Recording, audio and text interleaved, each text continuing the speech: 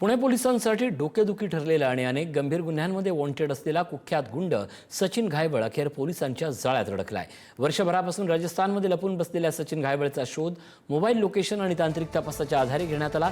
विशेष पथकानं राजस्थानमध्ये सापळा रचत त्याला अटक केली। खंडणी, मारहाण आणि संघटित गुन्हेगारीशी संबंधित अनेक प्रकरणांमध्ये त्याचा सहभाग असल्याचा आरोप आहे। घायबळच्या अटकेमुळे त्याच्या टोळीच्या कारवायांबाबत महत्त्वाची माहिती समोर येण्याची शक्यता असून पोलिसांकडून त्याची सखोल चौकशी सुरू आहे। जसं मी आपल्याला सांगितले की ऑलरेडी आपण आता त्याने येऊन त्यांचे रिमांड घेतले आहे। फर्दर त्यांची इंटरोगेशन केलेली आहे। त्याच्यात आपल्याला कळणार आहे की ते निलेश घायबळच्या संपर्कात होते किंवा नव्हते। त्याच्या ताब्यात घेतल्यानंतर काही बेसिक आपल्याला एखादा एटीएम कार्ड, त्यांच्याकडे मोबाईल, हे सगळं आपल्याला मिळालेलं आहे। त्याची आपण चौकशी करणार आहे।